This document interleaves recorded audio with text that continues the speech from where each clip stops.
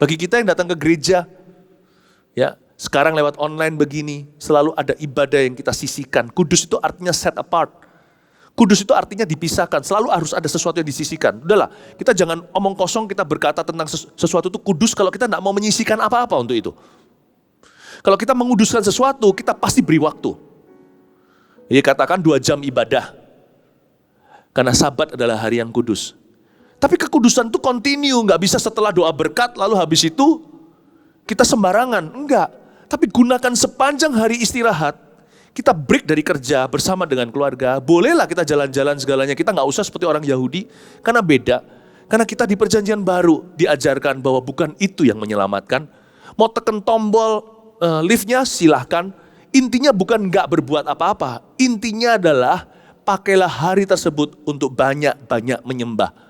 Menyembah Tuhan itu nggak perlu tutup mata, angkat tangan seperti ini lalu berdoa dan berbahasa lidah. Itu iya. Tapi menyembah itu juga bisa di mulut orang yang suka memuji Tuhan. Bahkan di mulut bayi pun Tuhan taruh firman, kekuatan untuk membungkam mulut musuhnya. Mulut kita itu loh dijaga selama Sabat. Kalau kita berhasil pada hari Sabat menjaga lidah bibir kita, nanti Senin sampai Sabtunya kita juga alright gitu loh. Kalau hari Minggu aja jebol mulutnya, hari Senin sampai Sabtu juga akan gak keruan itu bendungannya. Jadi sepanjang minggu hari itu ingat kasihnya, ingat kebaikannya, dan anugerahnya, selamatkanku. Itu dia, remember, think about his love. Pakai waktu yang ada banyak memuji Tuhan. Ya, pujian kepada Tuhan itu gak harus pujian yang kita berikan langsung kepada Tuhan. Memuji-muji Tuhan di hadapan orang. Menceritakan Tuhan itu baik dan banyak kesaksian. Kata-kata yang membangun sesamanya yang menjadi berkat buat orang lain itu juga memuliakan Tuhan. Di hari Sabat itu adalah hari yang kudus untuk Tuhan. Lalu juga hari yang mulia. Hari yang mulia. Saya melihat hari-hari ini kita semua di rumah ini sebenarnya adalah kesempatan untuk melayani loh. Selama ini ya coba cari-cari. Selama ini kalau kita sibuk kita cari-cari kesalahan. Apalagi kalau pulang ya udah bete dari kerja. Istri sedikit gak pas apa langsung dimarah. Anak-anak juga gak berbuat sesuatu langsung dilampiaskan emosinya. Sekarang ya kalau kita di rumah gini, inilah waktu hari Sabat disebut hari yang mulia. Layani mereka. Coba pikirkan selama dulu kita masih sibuk begitu, sekalipun sekarang masih bekerja, tapi kan berkurang kan, gak semaksimal dulu. Maksimalkan layani mereka yang di rumah. Selama ini gara-gara sibuk kerja, apa yang sudah Anda abaikan, cari-cari kesempatan, cari tahu apa itu, dan layani mereka. Papa selama ini sibuk apa ya yang gak bisa? Oh iya, Papa jarang ngobrol sama anak-anak. Ayo sini, duduk di sofa ngobrol, kalian mau tanya apa saja. Selama ini papanya lebih banyak bicara dengan manajernya. Lebih banyak bicara dengan kongsiannya. Duduk. Cara melayani anak bahasa kasih kadang-kadang kalau anak di usia tertentu mereka mau tanya. Mereka mau tahu dunia papanya. Celaka kalau mereka sudah gak berselera untuk tahu apa-apa tentang ayahnya. Berarti mereka sudah turn off. Ya kan? Sama dengan kalau kita barbecue, kalau apinya sampai mati arangnya. Kita harus kipasin lagi. Jadi tunggu, jangan sampai api itu mati baru Anda rindukan. Sementara dia masih nyala, cepat kipasi. Kalau masih ada selera di hati anak Anda, ingin tahu tentang Anda, ayo beri minyak ke atas api itu. Ngomong sama dia mau tahu apa, Papa ini kerjanya gini-gini, sekarang Papa gak kerja nih. Nah, kamu mau tanya apa? Nih Papa cerita dulu ya. Jadi pancingannya, cerita tentang kerjaannya Papa di pabrik itu begini, begitu. Itu dia. Dia pasti mau tahu. Nah, kita cerita. Mungkin sama istrinya. Selama ini istrinya yang kerjakan semua urusan rumah tangganya. Mungkin ada baiknya ya. Lipat-lipat baju. Dikategorikan piyama di mana. Kaos kaki di mana. Supaya kaos kaki nanti gak kecampur sama baju. Dengan baju pesta dan sebagainya. Ayo mama, sini papa bantu. Sini sayangku, aku bantu. Ditaruh di situ. Mungkin ada baiknya, selama ini gak pernah masakan keluarga. Padahal bisa sedikit-sedikit. Ceplok telur juga bisa jadi berkat buat mereka. Do something. Karena Sabat disebut hari yang mulia. Jadilah mulia. Amin Bapak Ibu Saudara. Sekarang ini loh, sekaranglah waktunya investasi di hubungan, bukan hanya di dalam keluarga. Orang punya uang nggak tentu bisa beli sayur. Ada beberapa produk hari ini dikejar-kejar dan selalu kosong di supermarket. Karena itu kalau lagi sabat secara nggak sukarela ini, gara-gara wabah. Kalau gitu, toh nggak ada pilihan. Lebih baik kita manfaatkan. Justru jangan bingung cari uang. Zaman sekarang itu gini loh, kalau saya lihat ya, kondisi sekarang ini pasti akan kena dengan ekonomi. Jadi akhirnya tidak bisa dihindari, orang-orang yang kaya di masa seperti ini, orang-orang kaya tidak bisa jadi lebih kaya. Kecuali perkecualian, ada perkecualian lah ya, pasti 1-2. Tapi orang-orang yang sudah kaya, nggak bisa lebih kaya sekarang. Berbahagialah mereka yang selama ini menabung. Saat-saat seperti ini, mereka yang punya uang bisa survive, gitulah katanya dunia. Orang-orang yang selama ini memperhatikan emergency fund, ini sebagai pelajaran berharga. Karena wabah tidak akan pernah berhenti, dunia ini akan selalu ada gonjang-ganjing yang baru. Kita nggak tahu sih, hanya Tuhan yang mengerti. Tapi setelah hari ini ya, jangan foya-foya. Setelah kita keluar dari musim ini, belajar hargai emergency fund. Setiap keluarga harus punya yang namanya dana darurat. Belajar bijaksana dengan pengeluaran. Right? Memang sekarang yang kaya tidak bisa lebih kaya. Yang miskin bisa jadi lebih miskin. Sekarang ini. Karena jadi tiba-tiba pemasukan berkurang. Sedangkan orang kaya aja bisa lebih miskin hari-hari ini. Tapi mereka tidak bisa bangkrut karena mereka punya fondasi. Nah yang miskin gimana? Yang makan perharian seperti apa? Disinilah waktunya ada satu currency, ada satu nilai tukar yang bukan uang, tetapi hubungan, kasih, keadilan. Ini waktunya investasi dalam hubungan. Sedangkan orang yang punya duit masih banyak cashnya, mau beli produk tertentu nggak ada. Orang tertentu bisa kaya raya, beli sayur aja nggak tentu. Masih ada di supermarket itu. Ya kan? Bayangin, berarti sekarang uang tidak bisa beli segala sesuatu. Sabat mengajari kita sesuatu yang sangat indah. Tapi kalau orang ini sudah berbuat kebajikan, biarkan dia adalah orang kaya. Tapi kalau dia itu seperti Boas, orang yang punya hubungan dan sangat disegani oleh orang-orang sekelilingnya.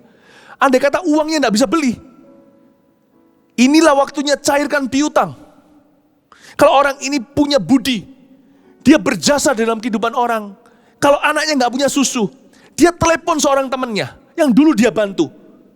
Masa temannya kalau punya ekstra 1 kaleng tidak akan kasihkan kepada istrinya untuk menyusui anaknya? Now we realize that money may not be able to buy anything. Berbahagialah mereka bukan yang punya emergency fund. Karena ternyata uang bukanlah jaminan untuk masih bisa membeli sesuatu. Berbahagialah mereka yang selama ini telah investasi dalam hubungan. Nah sekarang yang jadi orang yang punya harta berlebihan pada waktu sabat seperti ini, dunia sabat nih, harusnya ini waktunya untuk menabur hubungan. Inilah waktunya orang yang ekonomi kuat atau pokoknya orang-orang yang lebih diberkati untuk memberkati mereka yang lebih lemah. Saling membantulah dan menggenapi hukum Kristus. Inilah waktunya kita membantu orang-orang yang ada di sekeliling kita. Gereja juga terutama. Ini waktunya kita menabur kebaikan. Ini waktunya, karena kita tahu sekarang uang tidak bisa beli segala sesuatu. Tapi kalau kita diberikan sesuatu yang lebih, kita bisa berbagi dengan orang lain. Kita bisa jemput mereka, kita bisa angkat mereka dari keterpurukan mereka. Bapak Ibu Saudara, kalau kita lakukan ini sekarang, saya mengerti Tuhan izinkan satu momen seperti ini. Demi social justice, demi keadilan sosial. Disinilah orang-orang dengan prejudis tertentu dengan itu akan semuanya berubah pikiran. Karena ini waktunya kita bisa menjamah dunia dengan kebaikan. Kita bisa mengasihi tetangga kita. Inilah waktunya. Bukankah bahasa Inggris daripada perintah utama love thy neighbors itu artinya cintailah tetangga? Sebab barang siapa menabur saat Sabat, dia akan menuai saat kerja.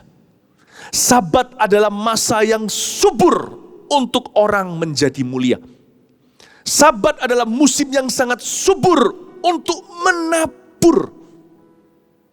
Karena sekarang kita tahu ternyata nilai tukar bukan hanya uang saja. Ternyata hari ini yang menjamin kelangsungan hidup juga adalah hubungan.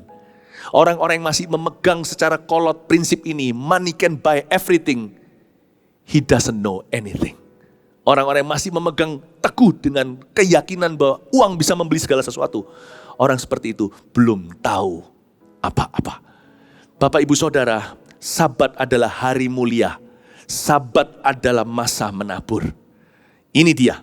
Apabila engkau menghormatinya dengan tidak menjalankan segala acaramu dan dengan tidak mengurus urusanmu dan berkata omong kosong. Pada hari Sabat juga jaga lidah seperti yang saya katakan tadi. Sebab ketika orang menganggur biasanya kata-katanya mulai tidak teratur. Orang-orang yang tidak punya kerjaan biasanya punya satu penyakit, yaitu kepo dan bisa menjadi orang yang suka mengurusi hidupan orang lain dan negatif hati. Jaga hati ketika Sabat. Baik itu Sabat sukarela, sifatnya disengaja, atau Sabat yang tidak sukarela seperti yang kita alami hari-hari ini di seluruh dunia. Semua berhenti tanpa rencana. Ini bukanlah rancangan manusia.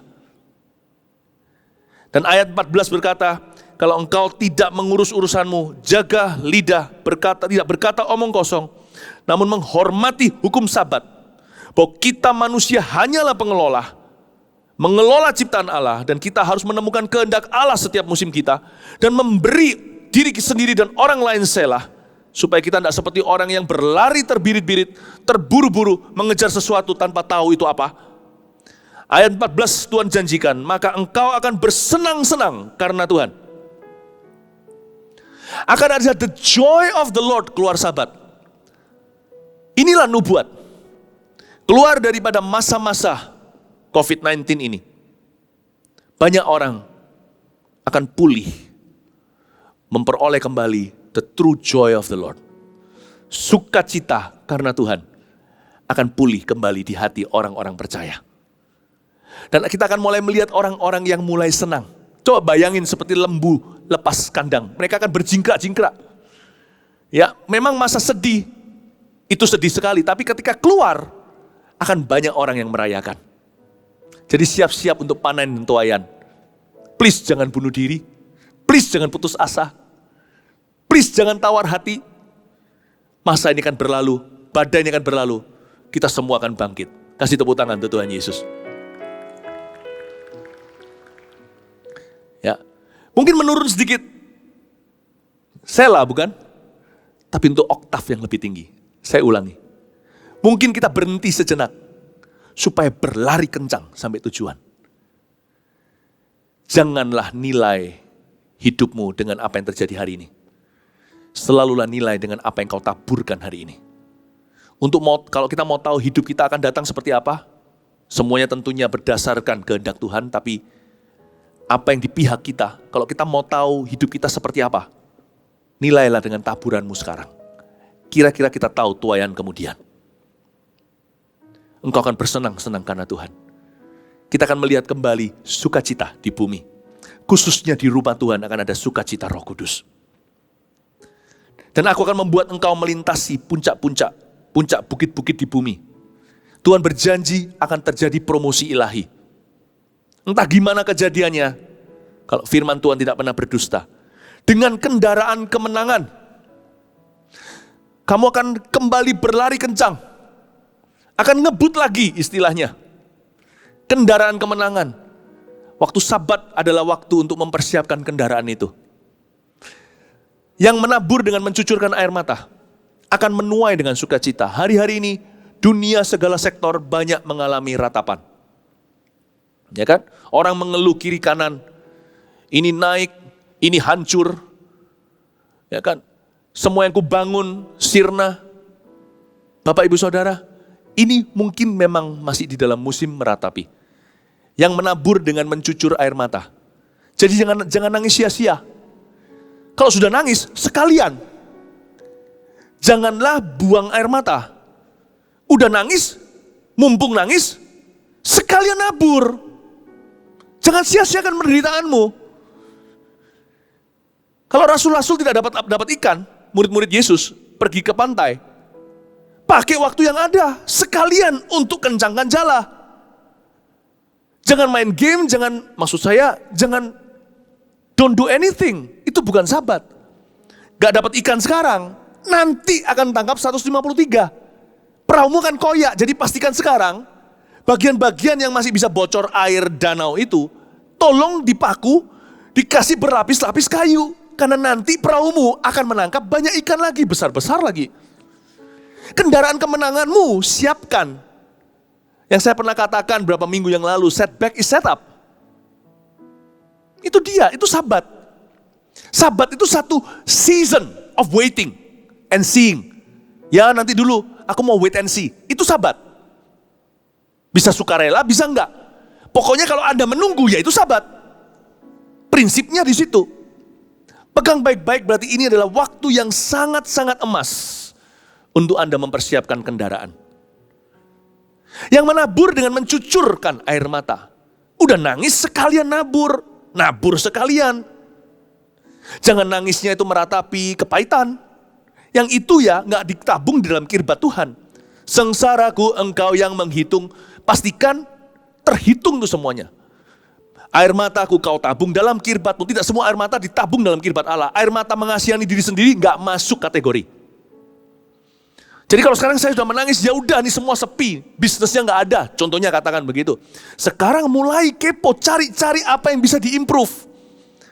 Kembangkan ilmu, mulai riset, lakukan ini itu kan banyak waktu. Kategorikan besok bangun tidur, jam sekian-sekian saya harus selidiki. Perdalam bidangmu. Kalau itu desain, coba cari tahu sekarang. Pelajari desain-desain daripada kompetitor semua yang ada. Ini waktunya. Pengkhotbah, biasanya keliling khotbah gitu. Sekarang waktunya banyak baca Alkitab. Baca buku kalau perlu. Perdalam ilmu. Ini waktunya. Sebelum kendaraan itu dibutuhkan, isi bensinnya. Karena nanti Tuhan berjanji, kamu akan melintasi puncak bukit-bukit di bumi. Dengan kendaraan kemenangan, waktu aku bawa kamu naik ke atas. Tugasku promosi ilahi, tugasmu kendaraan itu ready. Jangan sampai waktu menuai nanti, hatimu tidak siap. Sebab orang bisa menabur dengan mencucur air mata, tapi kalau menuai harus dengan sorak-sorai. Jangan sampai, kenapa ada orang tertentu gak bisa menuai? Karena waktu nuai dia masih mencucurkan air mata. Pada waktu masa panen, dia masih mengeluh nasibnya. Bukannya Tuhan tidak mau memberi dia tuaian, tapi dia menolak urapan. Menabur itu dengan mencucur air mata. Menuai itu toolnya, kendaraannya, alat menuai itu hanya sorak-sorai. Pada waktu Tuhan membawa kendaraanmu naik ke atas puncak bukit-bukit bumi, waktu promosi ilahi telah tiba, waktu panen kembali, jangan sampai kendaraan itu low bensinnya. Sabat bukan tidak berbuat sesuatu. Sabat itu saya sebut menganggur dengan visi. Itu sabat. Menganggur dengan visi. Ya, lalu kata-kata berikutnya ini tersirat mujizat Allah. Aku akan memberi makan engkau dan dari milik pusaka Yakub bapa leluhurmu. Jangan terpancing dengan kata aku akan memberi makan. Biasa, dia Yehova Jireh, dia yang memberi makan umatnya. Tapi coba Anda renungkan kata dari milik pusaka Yakub. Kita dikasih makan dari apa? Kalau kita dikasih makan dari sesuatu yang kita bisa beli dengan uang, itu bukan mujizat karena kita bisa mengusahakan. Tapi aku kan memberi makan engkau dari milik pusaka Yakub. Bapak ibu saudara sadari, milik pusaka tidak untuk jual beli. Dengan kata lain, ada berkat tertentu, you tidak bisa usahakan. Itu bagaimana kau menghormati hari Sabat, apa yang kau tabur saat menganggur, akan kau tuai saat bekerja. Kalau kita diberi makan dari milik pusaka, itu bukan sesuatu yang diusahakan manusia. Dengan kata lain Tuhan berkata, keluar dari Sabat ini, aku akan memberimu berkat yang tidak bisa kamu usahakan. Ada orang tertentu setelah keluar dari musim ini akan dapat pekerjaan karena dia bersabat dengan benar. Dan dalam masa Sabat ini dia mendapatkan sahabat-sahabat. Itu yang disebut koneksi ilahi. You know, some works you will gain without interview. But because someone loves you. Akan ada berapa pekerjaan, beberapa rezeki, beberapa proyek yang tidak diberikan kepada Anda karena Anda menang tender atau karena interviewnya berhasil.